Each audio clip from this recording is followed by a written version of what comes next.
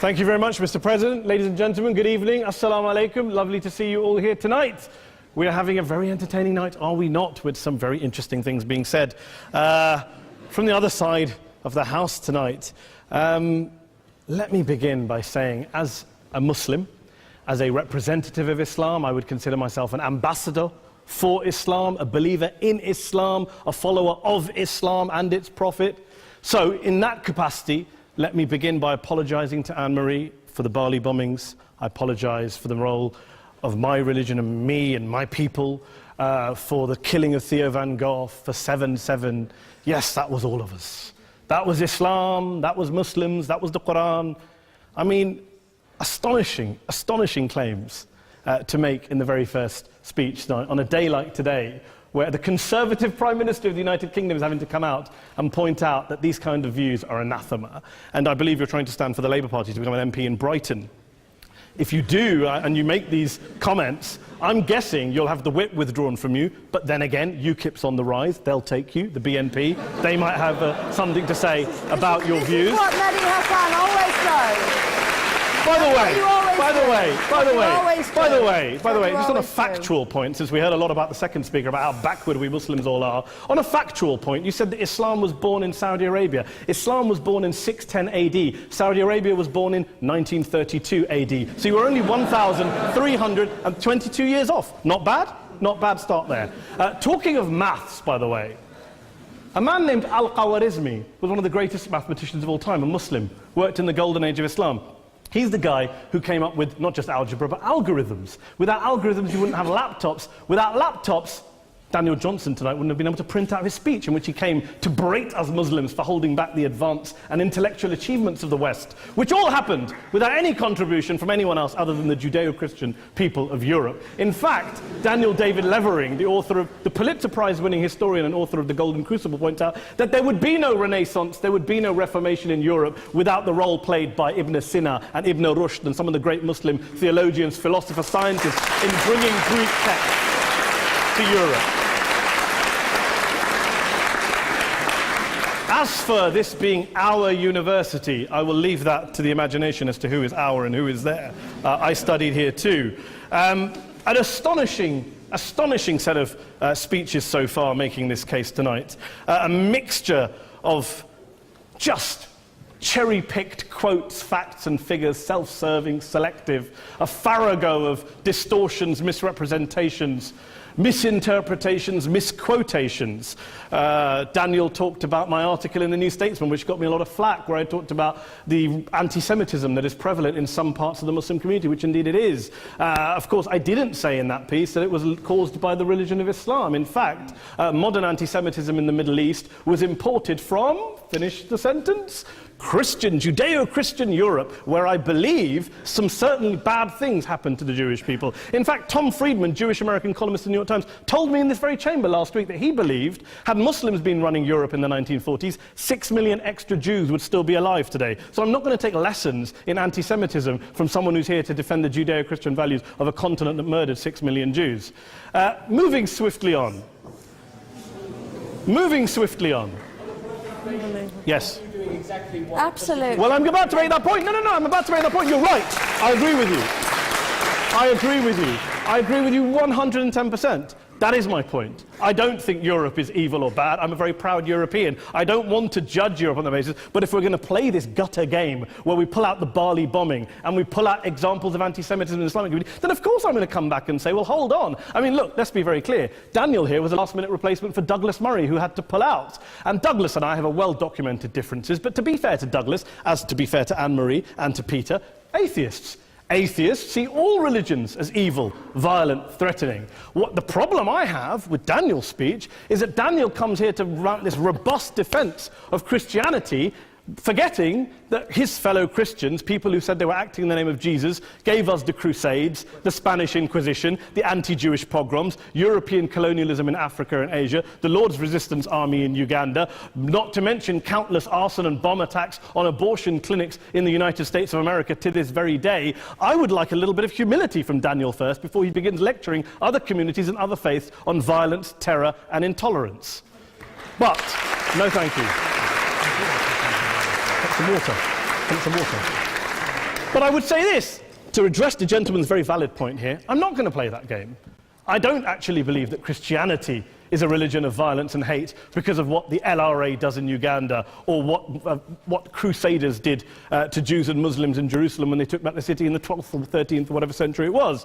I believe that Christianity, like Islam, like pretty much every mainstream religion, is based on love and compassion and faith. I do follow a religion in which 113 out of the 114 chapters of the Quran begins by introducing the God of Islam as a God of mercy and compassion. I would not have it any other way. I don't follow a religion which introduces my God to me as a God of war, as some kind of Greek God of wrath, as a God of hate and injustice. Not at all. As Adam pointed out, you go through the Quran and you see the mercy and the love and the justice. And yes, you have verses that refer to warfare and violence. Of course it does. This is not a motion about pacifism. I'm not here to argue that Islam is a pacifistic faith. It is not.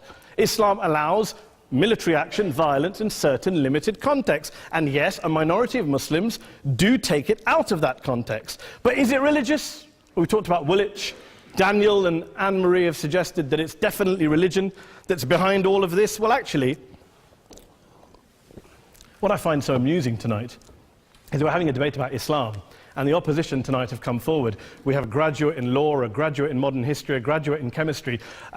And, you know, I admire all of their intellects and their abilities, but we don't have anyone who's actually an expert on Islam, a scholar of Islam, a historian of Islam, a speaker of Arabic, even a terrorism expert or a security expert or a pollster, let alone to talk about what Muslims believe or think. Instead, we have people coming here, putting forward these views, putting forward these sweeping opinions. Listen to Professor Robert Pape of the University of Chicago, one of America's leading terrorism experts, who, unlike our esteemed opposition tonight, studied every single case of suicide terrorism between 1980 and 2005, 315 cases in total. And he concluded, and I quote, "There is little connection between suicide terrorism and Islamic fundamentalism or any of the world's religions. Rather, what nearly all suicide terrorist attacks have in common is a specific secular and strategic goal to compel modern democracies to withdraw military forces from territory that the terrorists consider to be their homeland."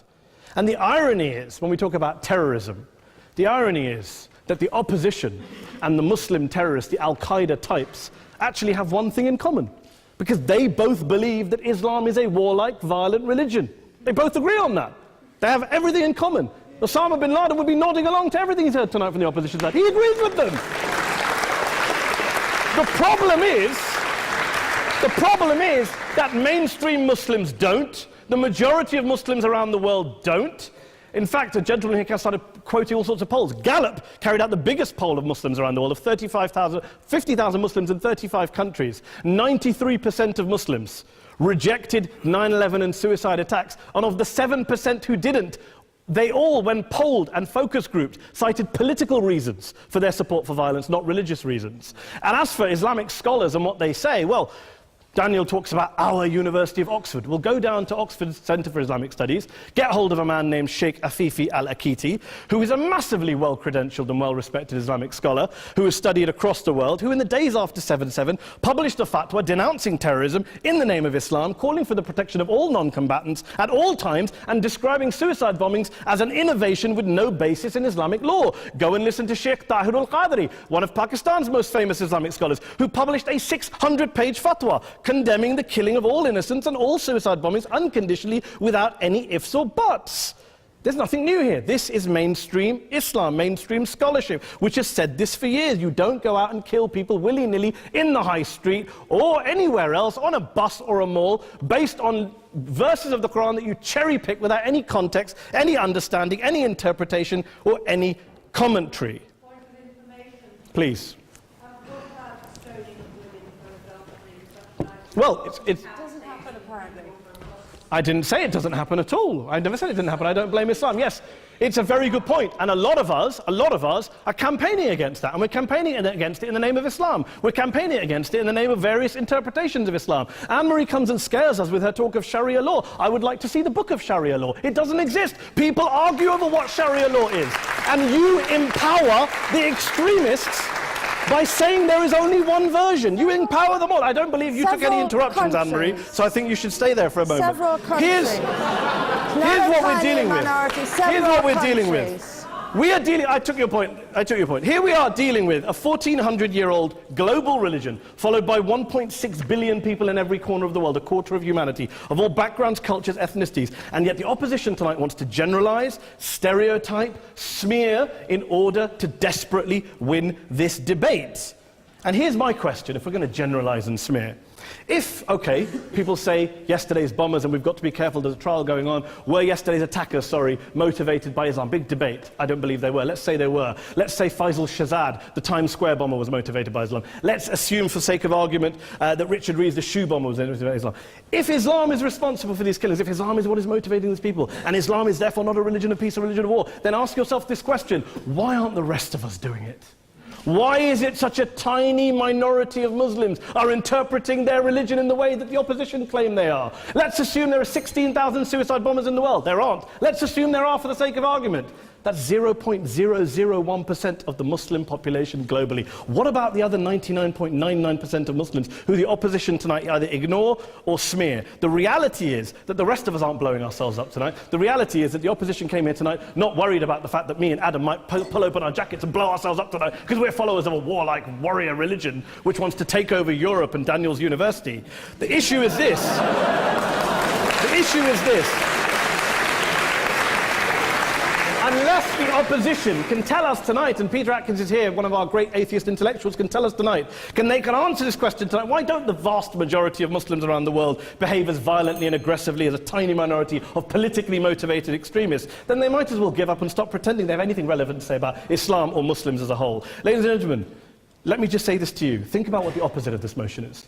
If you vote no tonight, think about what you're saying the opposite of this motion is. That Islam isn't a religion of peace, it's a religion of war, of violence, of terror, of aggression. That the people who follow Islam, me, my wife, my retired parents, my 6-year-old child, that 1.8 million of your fellow British residents and citizens, that 1.6 billion people across the world, your fellow human beings, are all followers, promoters, believers in a religion of violence. Do you really think that? Do you really believe that to be the case? They say that in the Oxford Union, the most famous debate was in 1933, when Adolf Hitler looked out for the result of the King and Country motion, where they voted against fighting for King and Country, and Hitler was listening out for the result. Well, tonight, 80 years on, there are two groups of people around the world who I would argue are waiting for the result of tonight's vote. There are the millions of peaceful, non-violent, law-abiding Muslims both in the UK, Europe, Asia, Africa and beyond, who see Islam as the source of their identity, as a source of spiritual fulfillment, of hope, of solace.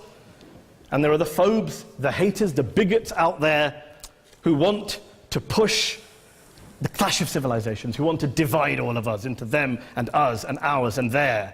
Ladies and gentlemen, I urge you all not to fuel the arguments of the phobes and bigots. Don't legitimize their divisions. Don't legitimize their hate. Trust those Muslims who you know, who you've met, who you hear, who don't believe in violence, who do want you to hear the peaceful message of the Quran as they believe it to be taught to the majority of Muslims, the Islam of peace and compassion and mercy, the Islam of the Quran, not of Al-Qaeda. Ladies and gentlemen, I beg to propose this motion to the House. I urge you to vote yes tonight. Thank you very much for your time.